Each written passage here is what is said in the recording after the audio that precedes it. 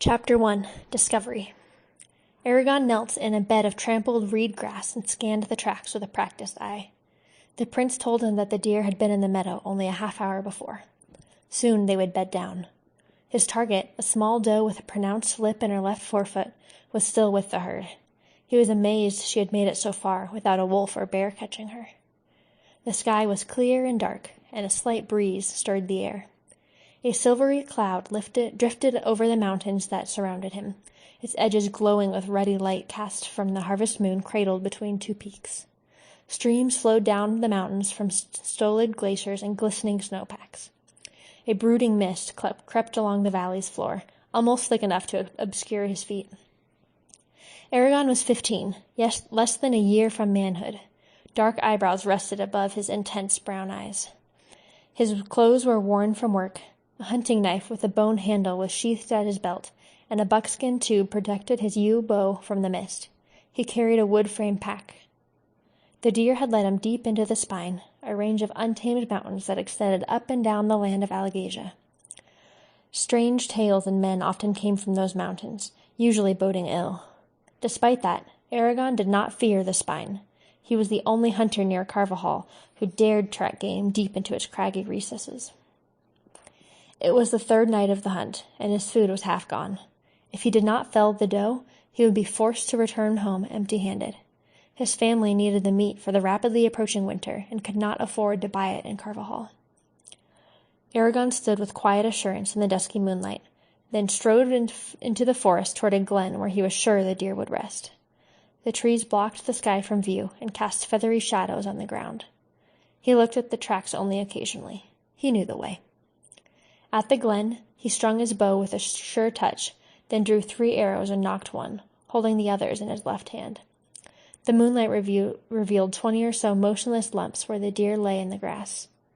The doe he wanted was at the edge of the herd, her left foreleg stretched out awkwardly. Aragon slowly crept closer, keeping the bow ready. All his work of the past 3 days had led to this moment. He took a last steadying breath and an explosion shattered the night. The herd bolted. Aragon lunged forward, racing through the grass as a fiery wind surged past his cheek. He slid to a stop and loosed an arrow at the bounding doe. It missed by a finger's breadth and hissed into the darkness.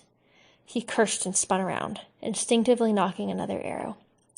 Behind him, where the deer had been, smoldered a large circle of grass and trees. Many of the pines stood bare of their needles. The grass outside the charring was flattened. A wisp of smoke curled in the air, carrying a burnt smell. In the center of the blast radius lay a polished blue stone. Mist snaked across the scorched area and swirled insubstantial tendrils over the stone. Aragon watched for danger for several long minutes, but the only thing that moved was the mist. Cautiously, he released the tension from his bow and moved forward. Moonlight cast him in pale shadow as he stopped before the stone. He nudged it with an arrow, then jumped back. Nothing happened, so he warily picked it up. Nature had never polished a stone as smooth as this one. Its flawless surface was dark blue, except for thin veins of white that spiderwebbed across it. The stone was cool and frictionless under his fingers, like hardened silk. Oval and about a foot long, it weighed several pounds, though it felt lighter than it should have. Aragon found the stone both beautiful and frightening. Where did it come from? Does it have a purpose? Then a more disturbing thought came to him. Was it sent here by accident, or am I meant to have it? If he had learned anything from the old stories, it was to treat magic and those who used it with great caution. But what should I do with the stone? It would be tiresome to carry, and there was a chance it was dangerous. It might be better to leave it behind. A flicker of indecision ran through him, and he almost dropped it, but then something stayed his hand. At the very least, it might pay for some food, he decided with a shrug, tucking the stone into his pack. The glen was too exposed to make a safe camp, so he slipped back into the forest and spread his bedroll beneath the upturned roots of a fallen tree. After a cold dinner of bread and cheese, he wrapped himself in blankets and fell asleep, pondering what had occurred.